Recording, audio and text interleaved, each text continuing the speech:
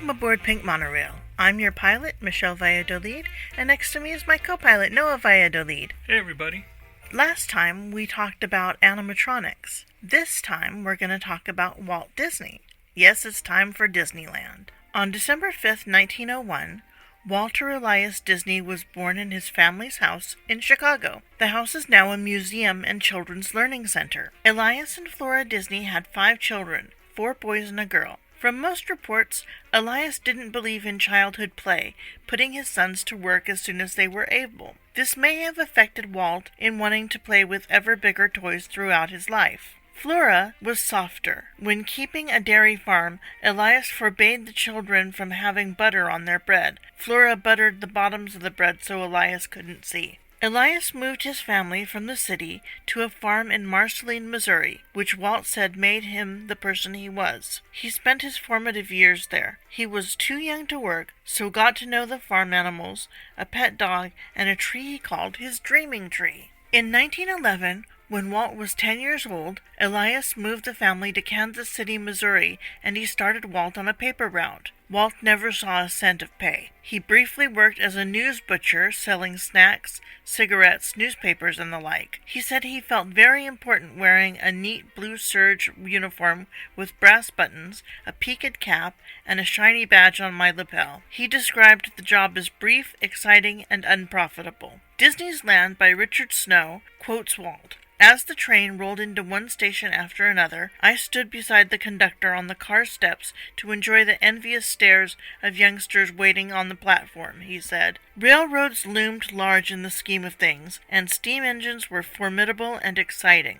The paper route paid better, so back he went, dozing exhausted through his school classes and earning poor grades. In Marceline, a friendly doctor gave Walt a quarter, a huge sum of money to a child at that time, to draw a picture of his horse. It was Walt's first sale, but certainly not his last. Teenage Walt took Saturday classes at Kansas City Art Institute. In 1917, Elias moved back to Chicago to run the Ozell Jelly Company. Walt was popular in high school there, drawing cartoons of Kaiser Wilhelm of Germany, as it was World War I. His artwork made the school newspaper, and he took courses at the Chicago Academy of Fine Arts, which is located in one of the buildings left over from the White City. Oh, okay. In 1918, his mother helped him change his date of birth on his birth certificate so that he could join the Red Cross as an ambulance driver. He got to France soon after the November 11th armistice, but had plenty to do. He drew cartoons on the sides of his ambulance and sent letters home full of caricatures and stories. We're going to pause for a moment to listen to some words from our sponsors. As always, we would appreciate it if you support the companies that support us.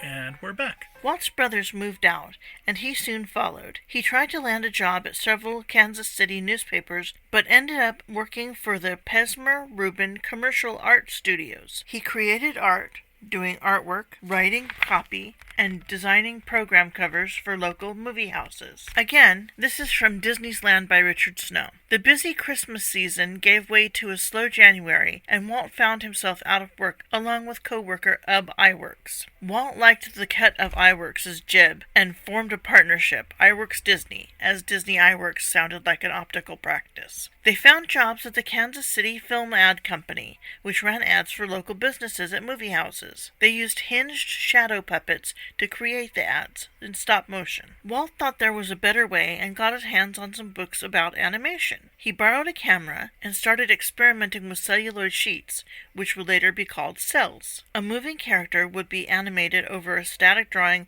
of a rudimentary background like a barn or a forest. Soon he was producing his own ads, laughograms, and cartoons, featuring stories from fairy tales. After producing the expensive mix of live action and animation called Alice's Wonderland, Walt went bankrupt in 1923. Disney chose that year to move in with his brother in Los Angeles. D23 and California Adventure put this point as the beginning of the Walt Disney Company, but he had been making films in New York for several years beforehand. In Los Angeles, he met distributor Margaret Winkler. A distributor arranges for media yet to be shown in theaters, now on to streaming, etc. Winkler had just lost the rights to the popular Felix the Cat. Walt hired his brother Roy as his business manager, a role Roy would play for the rest of his life. Under contract with Winkler, Walt was able to afford to hire more staff, including a young lady named Lillian Bounds, who would become his wife. He only married once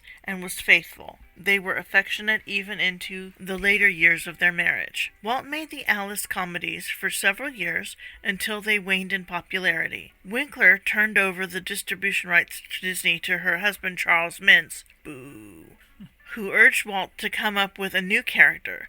Ub and Walt came up with Oswald the Lucky Rabbit. Now, if you've been listening to any of the Jim Hill podcasts, you've already become familiar with our little rabbit friend.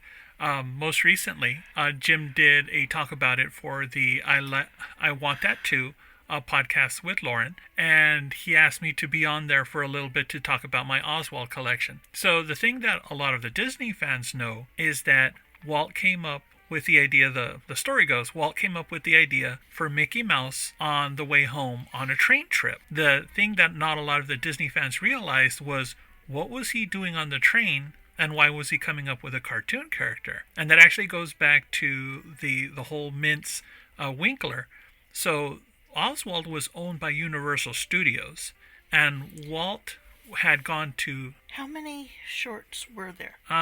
There were a handful of shorts. I want to say 20. I got to go back and look at my notes. But Walt was under contract to produce the animation, and he was doing pretty good, and Oswald was a popular character. And he decided to go to New York to negotiate for a better contract. So Walt was in New York, and what he didn't realize was that Mintz and Winkler were working behind his back to steal pretty much his studio, his staff, and Oswald the Lucky Rabbit. So feeling dejected because just about everybody from his team, with the exception of Ub Iwerks, agreed to their contract. And unfortunately for Walt, he was still under contract to finish the last several films of Oswald as well. So he lost the rights to the character. And on the way back home, he decided, well, we need to finish this contract that we have. And from that point on, he decided that he was going to make sure that he owned any of the characters that he created. So that's when they came up with the idea of Mickey Mouse. So that's where that whole story comes from. He was on a deadline. He had no money to speak of. He was still under contract to finish the Oswald shorts, and he needed to make sure that his studio would stay active. So they came up with Mickey Mouse, and the rest, as they say, is history. But of course, had you been paying attention to the Jim Hill podcast or the episodes that I appeared on, you would realize that there was a long roundabout way that Walt got the rights for Oswald back. The short version is the Mintzes and the Winklers, they lost the rights to Oswald as well. There was an animator at the studio at Universal called Walter Lantz. So you would remember him from Woody Woodpecker, Andy Panda, Chilly Willy, and all those other characters. He won the rights to Oswald in a card game. So he folded them into his library, into his portfolio. Changed his look.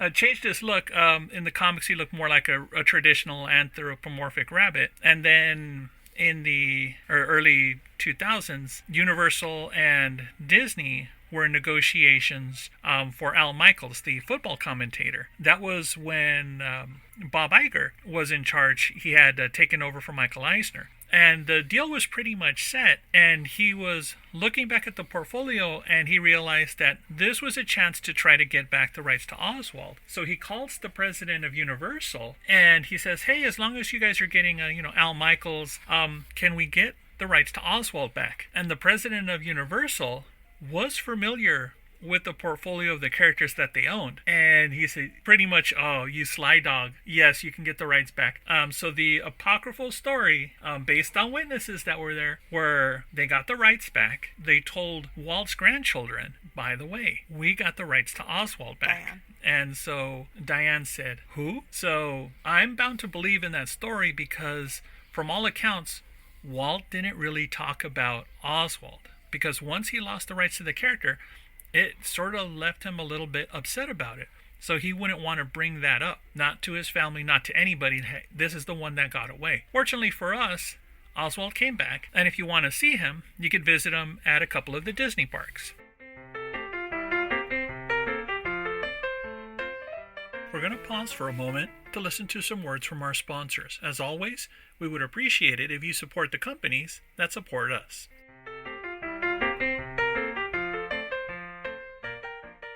And we're back. Mickey Mouse turned out to be nothing less than a phenomenon. Plain Crazy was the first short made, but the third made was the first released because of the advent of sound. Steamboat Willie packed houses, and the first edition of the Mickey Mouse Club was born. Luella Parsons wrote, "Mickey Mouse has a bigger following than 9/10 of the stars in Hollywood." Mickey was different back then. He smoked, drank, and got into fights, tortured barnyard animals, and was a complete masher when it came to Minnie Mouse. In time, he mellowed to the mouse we know today. Meanwhile, Walt and Ub were making all sorts of improvements to animation, adding color with flowers and trees, winning Academy Awards, and making history with such classics as Skeleton Dance and The Three Little Pigs. Three Little Pigs was a monster hit, and Walt followed up with The Three Little Wolves and The Big Bad Wolf. These were not as successful, leading Walt to say, "You can't top pigs with pigs." This would echo later when he was hesitant to build a second Disneyland. In 1934, he began work on Snow White, the first feature-length cartoon. People called him crazy, but when a banker saw the finished product, he said, "You're going to make a hatful of money." It was the most profitable sound picture at the time. It made $6.5 million and bankrolled Pinocchio and Fantasia. The war in Europe negatively affected his next few films, and when America entered the war, the studio was used to make propaganda films. The strike led to rumors of Walt being anti-Semitic. Snow shuts this down. He fired 2 of his lawyers when he overheard them disparaging his songwriters, Sherman Brothers, for being Jews. He was happy to have his daughters date Jewish boys, and he was the 1955 choice of the Beverly Hills chapter of B'nai B'rith as Man of the Year. When the rumors of such ill feelings reached Kay Kamen, his Jewish head of merchandising, who with the Ingersoll Company gave the world the Mickey Mouse watch, he dismissed them with the remark that Disney's organization had more Jews than the Book of Leviticus. This rumor was started by one of the leaders of the strike to make Walt look bad, and people like Meryl Streep keep it going. Like so many people, he suffered from post-war ennui, but in 1947 he bought himself a Christmas present that would change his life, a Lionel train set. He set up the layout next to his office and began setting up scenery and etc.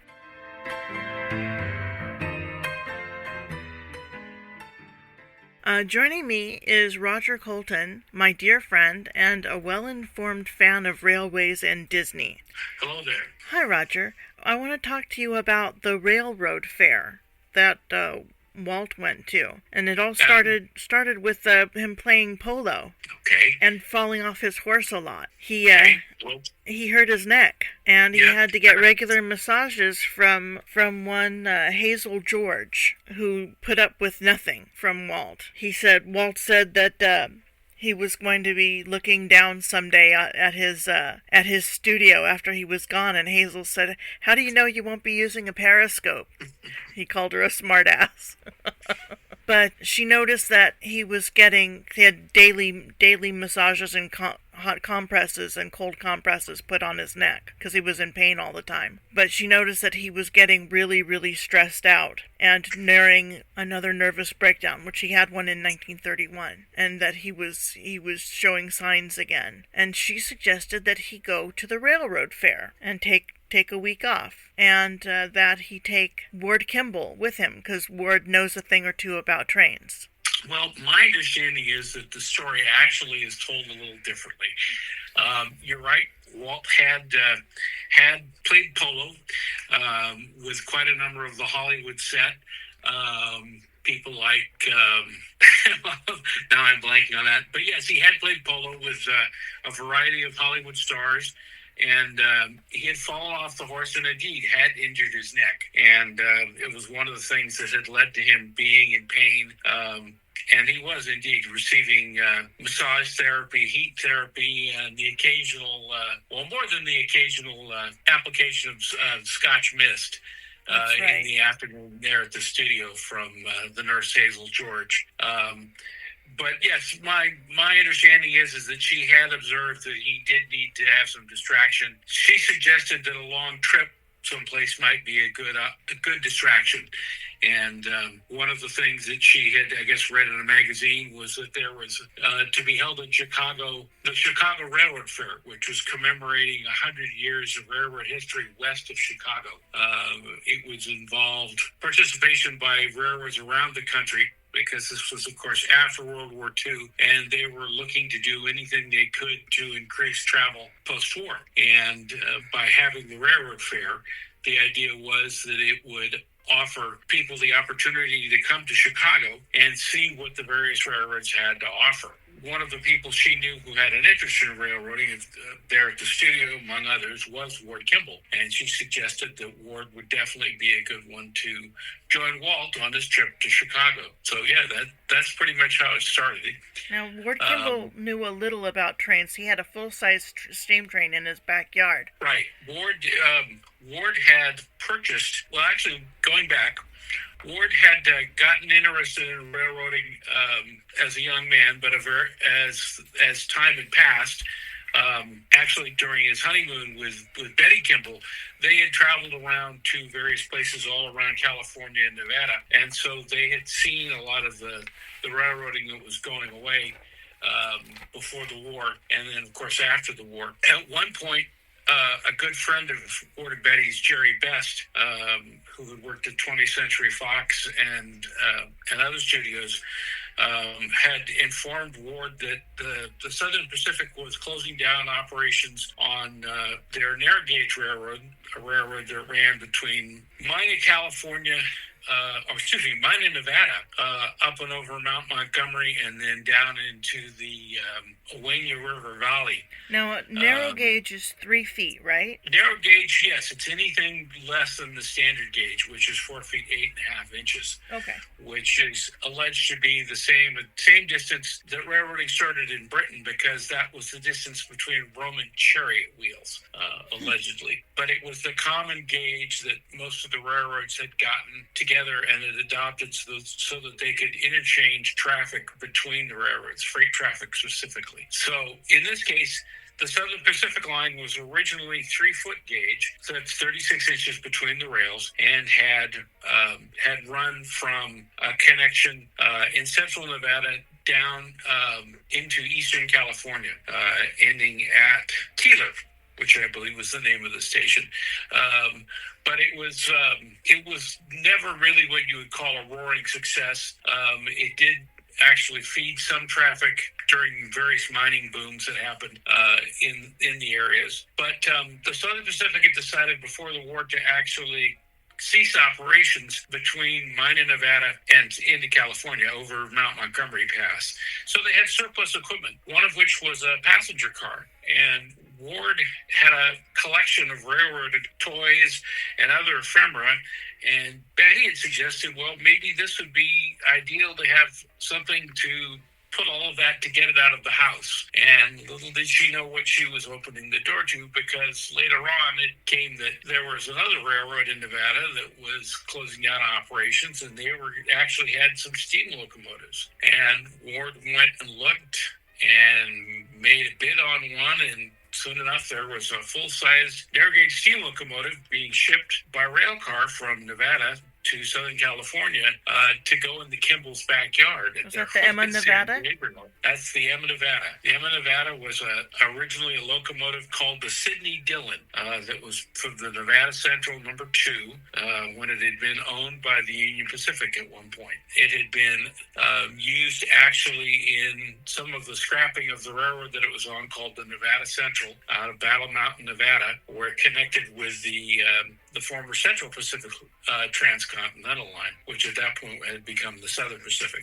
Ward arranged with the company that was scrapping out the railroad to load the locomotive into a gondola car, and the Southern Pacific carried it out of Nevada down to Southern California, where they did some minor work at the tailor shops in Los Angeles, and then it was trucked out to Ward's backyard, where he got together with family and friends and did some work painting it, restoring it, and eventually started running it back and forth on the little railroad that he constructed in the backyard, which he called the Grizzly Flats Railroad. Yeah, he'd actually invited Walt out to be the guest engineer for an operating session at one point.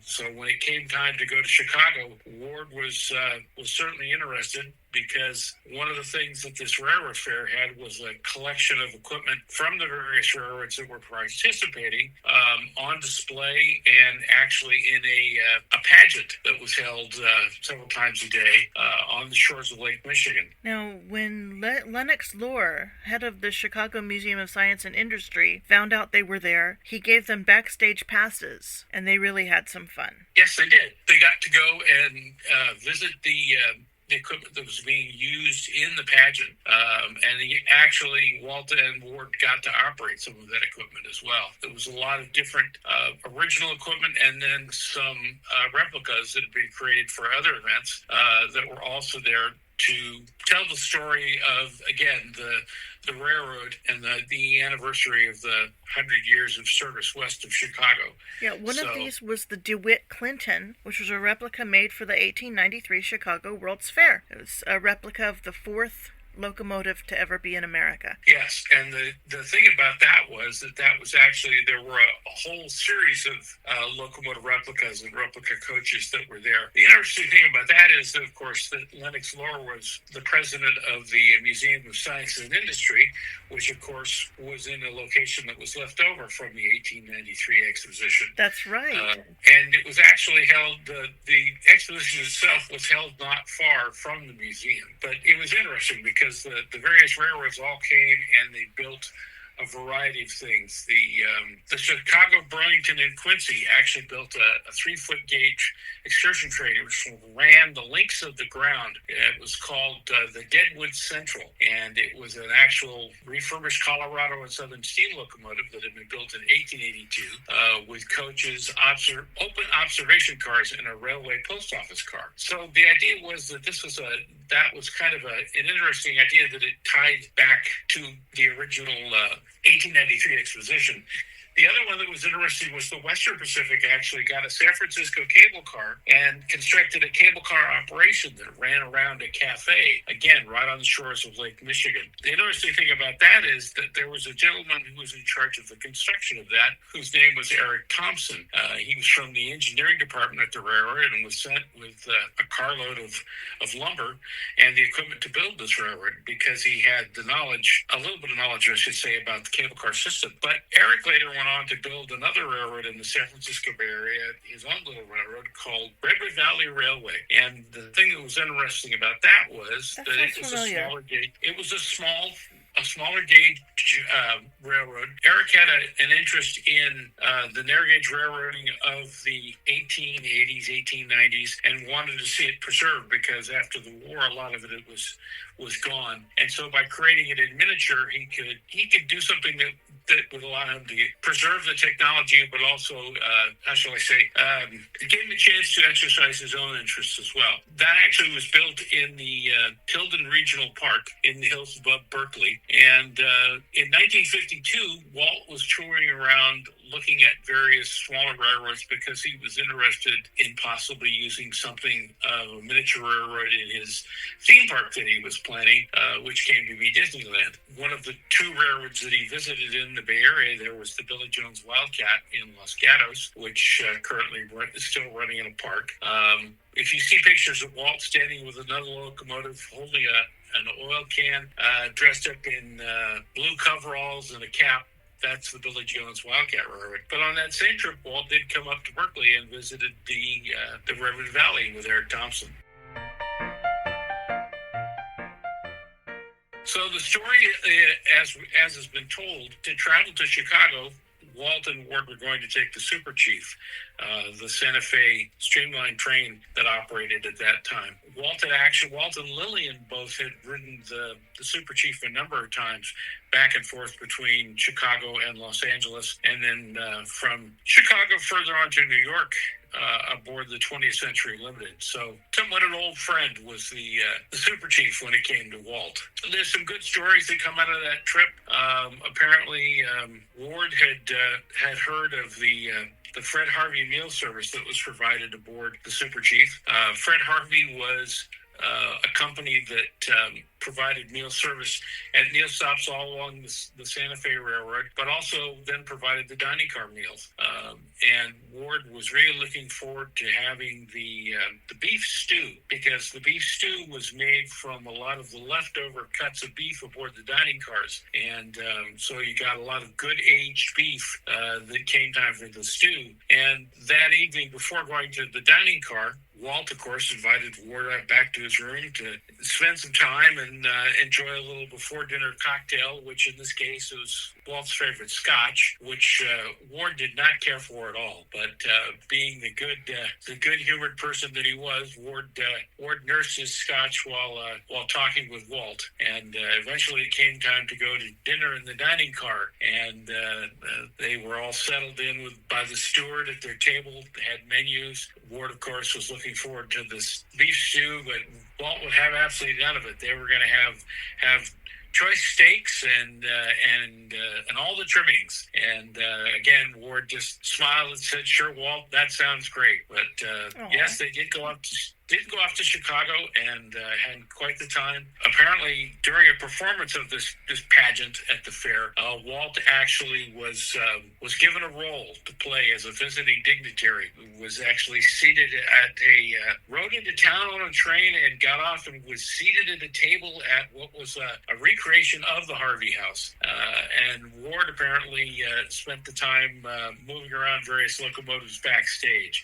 The Disney Family Museum, in their archives, actually does have some footage. The archivist of their film library, Scott Zone, had gone through and actually has some footage from that trip that Ward had taken, showing them around the various locomotives and Walt appearing in the pageant. It's quite interesting. Ward said that driving those locomotives was like shaking hands with George Washington. Now, another thing that I found really interesting about the fair was the different lands that they had. They had a frontier outpost, they had a Gold Gulch, which was a mining town, and a miniature Yellowstone Park complete with Old Faithful, and had a French Quarter where girls in antebellum costumes served gumbo, and an old-time dance hall. And I think that it influenced Disneyland. I do. Well, you have to remember that those various areas were all created by the railroads as interpretive displays. The idea was that the Santa Fe was involved with the Indian Village, because the Southwest American Indians had been a big part of their advertising.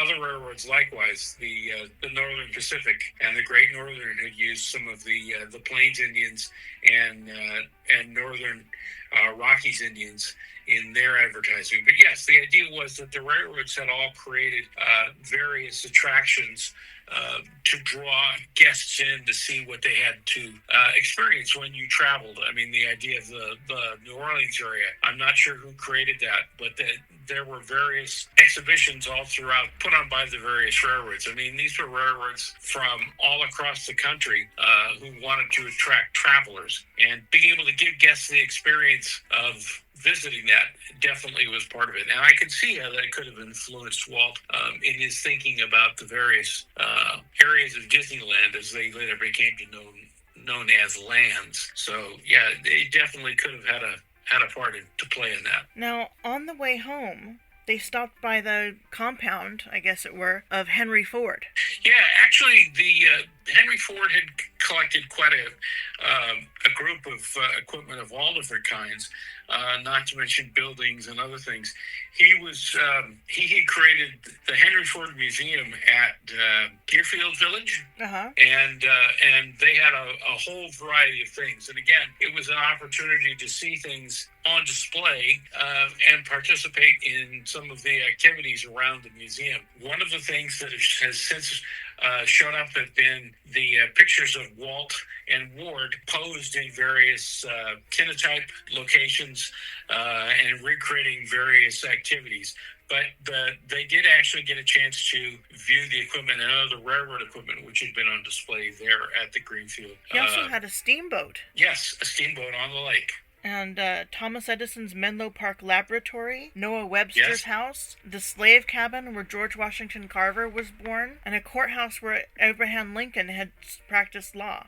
and the Wright Brothers house and bicycle shop, and, Right. of course, a steam railroad. It's interesting that, again, it's a collection of equipment, but it's also a collection of buildings, and it's a collection of the stories of the people who were involved in all of it. It's the Greenfield Village part of the museum, I think, that actually may have attracted Walt the most, in that, again, you had historic buildings that people could come and visit and they could see, and it was a chance for some education and entertainment all at the same time. Visitors being able to take, the steamboat ride or to ride on the railroad, lots of different things that through the years, they've done a lot of things to the museum there to, again, tell more stories, but to give people the opportunity to learn while they're enjoying. Yeah, definitely go see the museum. Yeah, the pictures, again, that are from there, and there are more movies, again, of the two of them at the museum. It wasn't necessarily on the way home, but they were in Chicago at the time, so the fact that,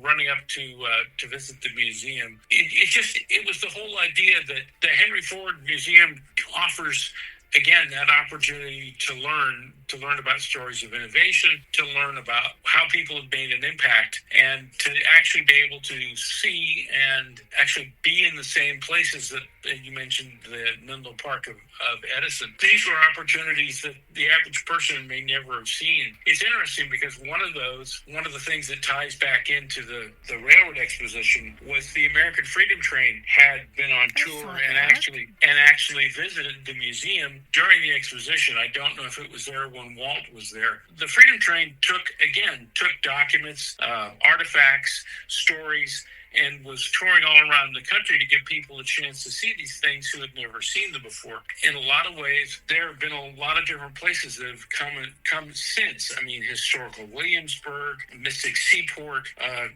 lot of living history examples where people can go and can see the past come to life and understand how the people who were involved in them on a day-to-day basis, just living in these places, what that was like to make a connection with the visitors. So it's all very interesting. Now, a couple days after getting home, back to the studio, Walt presented his idea for a Mickey Mouse park. Right. The Mickey Mouse Park was interesting because it had been something that there had been a lot of requests to visit the Disney studios, both the Hyperion studio and then the Disney studio itself during the war. Obviously, the studio just wasn't set up for that. Right. It was a working facility. So directly across from the studio there in Burbank was a plot of land which Walt thought would be great to create a Mickey Mouse Park. It was a small piece of land, but he thought that he could do some of the things that he'd seen, like a small train running around the park, much like what had been there at Deerfield Village, or the steamboat, again, as he'd seen at Deerfield Village. Walt had gotten into the hobby of backyard railroading. He created in Holmby Hills his...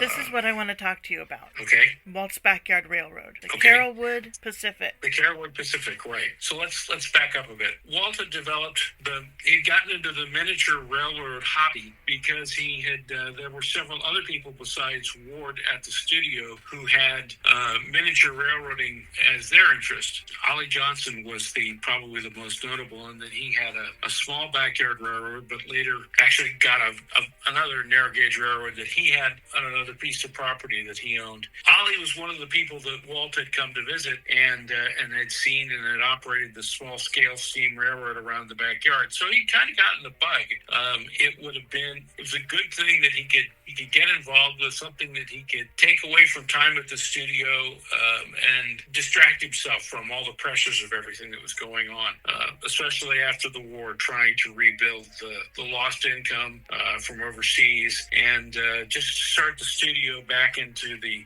process of entertainment again. He had actually visited with various people. He had been, there was a company called Little Engines in Lomita that he had visited, and he had, I understand he had actually taken his daughter Sharon with him to visit them and had been given a tour. He got to see what was available, what the average hobbyist could put together at the time, and it was kind of a new thing. It was popular, but not a lot of people were into building these small backyard railroads. It was just beginning. Walt decided after everything he'd seen, he wanted to build something that was a little bit more from the Victorian era. He wanted to do something that would have been from the 1870s, 1880s. Another person there at the studio directed him to Jerry Best because Jerry had built a model of a Central Pacific steam locomotive that had been displayed at the 1939 Golden Gate International Exposition in Treasure Island. And Walt, I believe, had actually seen it on display there during a visit. But he found out that the blueprints for that locomotive were still available. The Southern Pacific still had them in its collection in Sacramento at the main shop facility they had there. And Walt arranged to get a copy and decided that that's what he wanted to build. He wanted to build that as the starting point of his railroad. So he got the plans and... Roger Broggie, right? Yeah, Roger Broggie was given the plans, but Roger, my understanding, has turned them over to somebody at the studio. Give me a minute, I'll come up with that. Now, I had read that Roger had to take some full-size blueprints and get them down to 1/4 the scale. Right. Let me kind of back up a bit on that because I'll go through all this. One of the things that came about after Walt's trip to Chicago and to both the Railroad Fair and to Greenfield Village, he had always had a collection of miniatures, and it was something that he would go on a trip and he would come up with a miniature of, say, woodworking tools, or a miniature set of pistols that somebody gave him, complete with dueling pistols, actually. Kind of an interesting story, I'm sure, on that. But it's basically the two pistols and the ammunition and the shot all in a little wooden case. But Walt was quite a collector of these. Because miniatures were something, a lot of different people would show him where these things were or would give him the opportunity to purchase them. But that interest in miniatures also came to Walt giving various nephews train sets. And for himself, he actually arranged quite an elaborate train set in his studio office. It was interesting because obviously we had mentioned Ollie and Ward and Narragist, but a lot of other people there at the studio had that interest in it. On one such excursion, Walt, daughter Sharon, and Roger Broggie visited Little Engines business, which was owned by Martin and Irene Lewis. And it was Bob Harper, who would later go on to work for Imagineering to oversee the rebuilding of steam locomotives for Walt Disney World and more, who spent an afternoon showing them the various products the company offered. The hobby of a miniature railway was attractive to many people with all sizes of railroads. Walt was in good company there, but he was looking for something more from the Victorian era. He wanted more polished brass and scroll work, he said. In looking for a locomotive design that was more along those lines, Broggie recommended that he meet with renowned railroad historian Jerry Best. Best had built a 1/2-inch scale model. That's 1/2 inch equals 1 foot of the Central Pacific 173, and that had been displayed at the Golden Gate International Exposition in 1939. Jerry Best had been fortunate enough to become friends with David Joslin at the Southern Pacific. Among the many roles that Joslin filled was a draftsman and official company photographer. With his help, they located plans of the CP-173, that's Central Pacific 173. Michael Broggie, in his book Walt Disney's Railroad Story, said Walt wasted no time getting to the machine shop with the pictures Jerry Best had provided. At 7:15 the next morning, he walked into Roger Broggie's office and placed the photos on Roger's desk. "I found the design to build," Walt said, "and we can get the blueprints from Southern Pacific." Roger agreed to start on it immediately, knowing that Walt didn't like giving directions more than once. Eddie Sargent contacted Dave Johnson at the Southern Pacific and received a complete set of number 173's blueprints within a few weeks. On September 20th, 1948, he began making meticulous drawings for the 1/8 scale model. He completed these drawings on January 20th, 1949. Anyway, going on from there, the story is told that basically that with the plans in hand, Roger Broggie divided the tasks up amongst the shop's machinists. There were various people who were working on the boiler, the rods, pistons, the sand dome, the wheels, the patterns, everything that was needed from the prop shop they were going to make. Walt wanted to be involved in it, and he went to work as a rookie machinist for Roger. There was a whole series of things things that he learned how to do and took up building. A lot of the little parts, things like the flag stands, the whistle, the handrail, using a jeweler's lathe. Yeah, Roger said that he only had to tell Walt how to do something once, and Walt picked it up immediately. That's right. Roger's quoted in Michael's book as saying, "I guess we made a pretty good apprentice machinist out of him."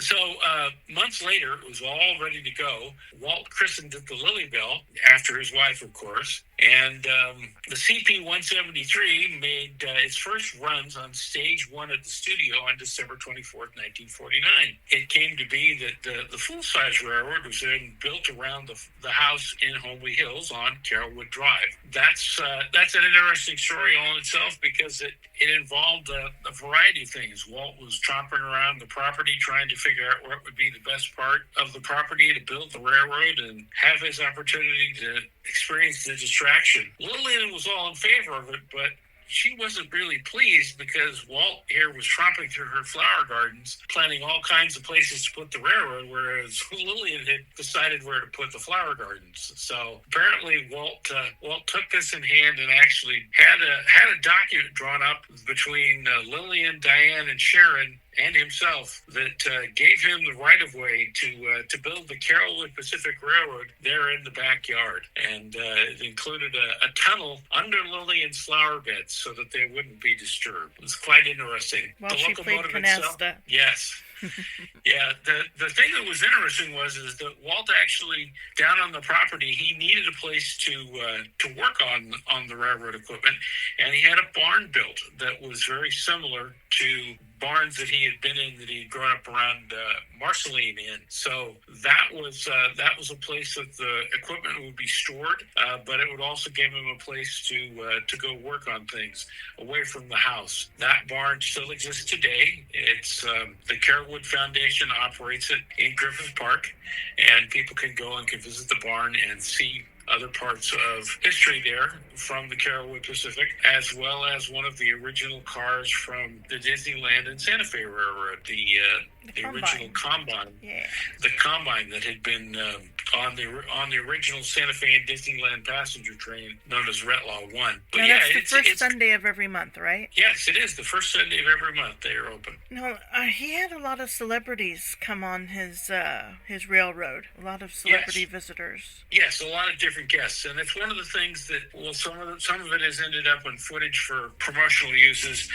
Kirk Douglas and his sons visited at one point. There's footage of Kirk running the 173 around the backyard. The Disney Family Museum also has footage of son-in-law Ron Miller running the locomotive around the backyard. Oh, nice. So it's there were a lot of different people who visited Walt there. Salvador Dali among them came out and ran the locomotive around the backyard.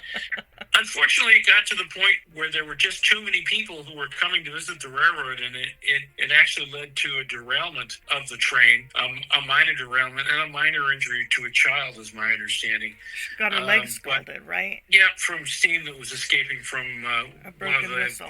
And it just, Walt decided that it was time to set the railroad aside and end the days of running around the backyard with all kinds of visitors that he didn't really know or wasn't really able to supervise. I mean, originally it was family and friends, and it just became a little bit too much of a distraction going on. The locomotive at one point later on ended up on display in the Main Street station of the Santa Fe and Disneyland Railroad. Later on, after Walt passed away, the family company, Retlaw, took it back and had it on display in their company offices. Later on, it went to be displayed as the key element at the Reagan Family Library in a display of Walt's history, and is now on display in Gallery 9 at the Walt Disney Family Museum. Well, that's great. Thank you, Roger. You're welcome. And I hope that you'll come back again. Yeah, anytime. I'm more than happy to talk more about railroading at Disney.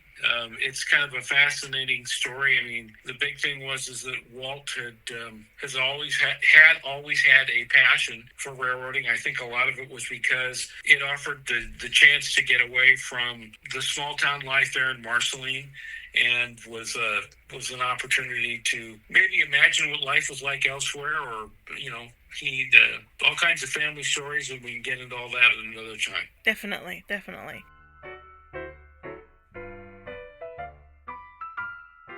That was my friend Roger Colton talking with me about Disney and trains. Another source that I got for my information was 3 Years in Wonderland by Todd James Pierce and Disney's Land by Richard Snow. If you want to read more research from Roger, he has a blog at The Blue Parrot. Now, if you want to hear more from me, you can go to micechat.com, and I occasionally write things about Asian parks and Disney history. In our next episode, we start looking for Disneyland.